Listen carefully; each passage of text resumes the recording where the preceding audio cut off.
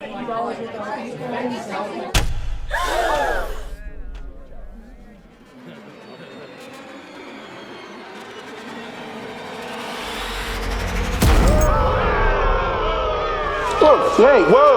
Why don't they like it? We spent $250 million on this. When it comes to good superhero movies, almost nobody does it better than Marvel. That has been proven time and time again with over 34 movies and TV shows over the last decade. Though it's no surprise that recently Marvel has been lacking.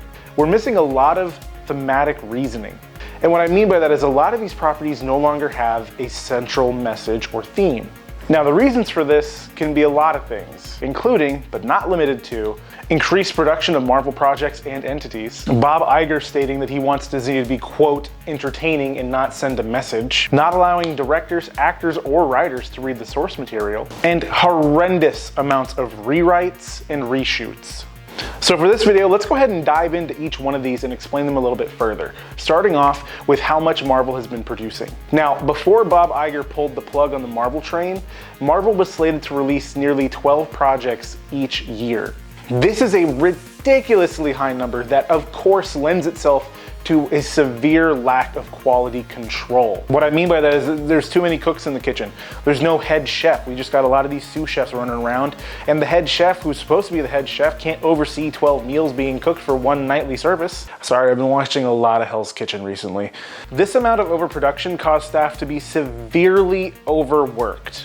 Reportedly, the VFX artists who worked on Ant-Man and the Wasp: Quantumania were rushed, causing work weeks to climb over 70 hours and weeks without a single day off. And what did that get us? This? Now, I want to state very, very clearly, this is not a dig at anybody in the film industry. It's not a dig at anyone who's talented, especially not the VFX artists who work those many hours, not the PAs who had to run and go do these things, not the actors bringing their best foot forward, not even the writers. This is purely a dig at the CEOs that run Disney that allowed work conditions and workplaces like this to happen in the first place. Specifically, Bob Iger. Now, this is his biography pulled from Disney itself. Robert Allen Iger is Chief Executive Officer of the Walt Disney Company, having returned to the company in November of 2022 after serving as CEO and chairman from 2005 to 2020. Since he's gained that status back, he has made many quotes, all of them not very good. The first one being the Marvels failed due to lack of executive control. He's also stated that Disney needs to worry about being an entertainment company and not something that sends a message. To say something like this is so asinine, like that's what stories are about. Everything in a story needs to have a meaning. You could put that in there and a film will have heart because it has something backing it. But if you just focus on like big boom bad on big screen CGI, you're gonna get lackluster slop, you know? Like, I don't understand this mentality, guys. I really don't.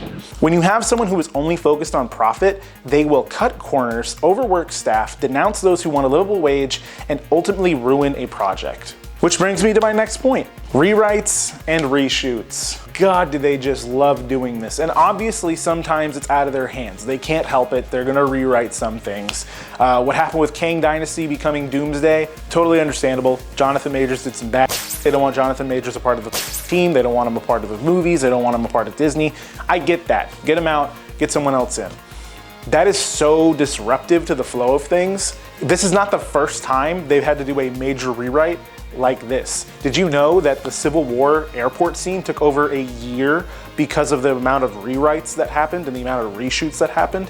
That whole, I think like 5-minute segment was filmed over the course of a literal year. The point I'm trying to make is stuff like this can bog down production. It can bog down the VFX team, it can bog down the writers, it can bog down everything. Like, you don't go into a restaurant and you say, you know what, I really want a lasagna. And then you're like, oh, I'm so sorry, waiter. I know I said I wanted a lasagna, but can you have them scrap that and make me an Alfredo? Maybe you change your mind, maybe you change your taste, and that's what you want to do. That's fine. But you keep on bringing the waiter back.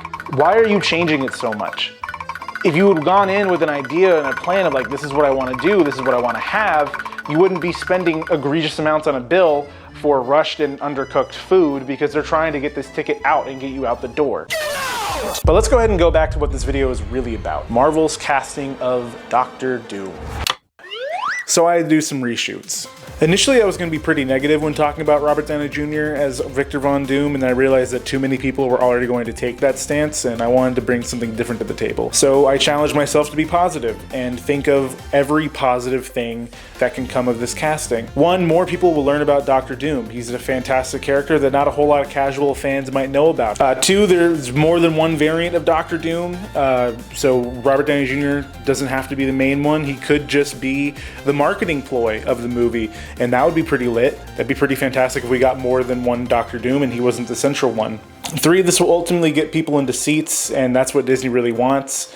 I know for myself, I'm probably going to go watch it just to make a video about it. And last but not least, some people are really excited to see Robert Downey Jr. as Victor Von Doom, and if you're one of those people, then I'm really happy for you. You know, I think that is a huge positive. If you can get enjoyment out of casting or get enjoyment out of a teaser, then I'm all for it. Now, honestly, that's all I could really think of. I mean, call me a cynic if you want, but I'm gonna go ahead and let my past self explain why I'm so worried about this casting. Dr. Doom is now the Thanos level threat for the multiversal saga. In any other sense, this would be fantastic. But with Marvel's poor track record recently, I am extremely worried, but not for the reasons you might think. You see, Marvel's poor track record is essentially losing Disney a ton of money. I mean, like an unfathomable amount of money. They're now doing a last-ditch Hail Mary and trying to get butts into seats. And that is extremely apparent with the casting of Robert Downey Jr. as Victor Von Doom.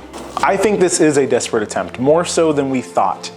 With Marvel losing all of the profit that they have over the last couple of years, and everything that happened with Jonathan Majors and them having to rewrite Kang Dynasty, there is no longer an established villain that casual audiences will recognize. And that's the big ticket.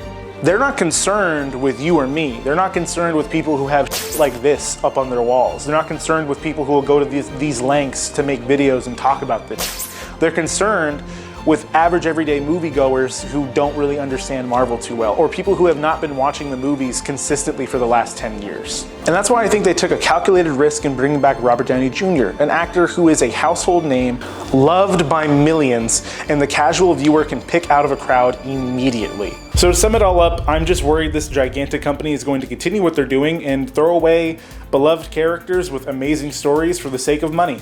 Which, I mean, honestly, that's pretty sad. The MCU wasn't built on that. I mean, obviously every movie studio needs to make money, but the other movies had heart. Like, you could tell that there was some level of care going into it, and I just don't see that anymore. It just feels way more corporatized. I hope that Disney will eventually come to their senses and steer Marvel back towards the direction of storytelling rather than spectacle. When it comes to movie making, I think that spectacle is like a bonus. It's just nice to have, but at its core, film is so powerful and so amazing for the story and the message that it can send to its viewers. But I mean, that's just what art is in general. And I think if you strip that away from the art, you're left with something that feels just hollow. At the end of the day, I can't say whether or not this is a good or a bad decision, although I would really love to know your thoughts on it. So let me know in the comments down below if you think this is an amazing casting or if this is going to be the nail in the coffin for the MCU. But please be civil. This is just fictional characters, so we don't need to get all hyped or worried about it, all right? And I'll see you guys in the next video.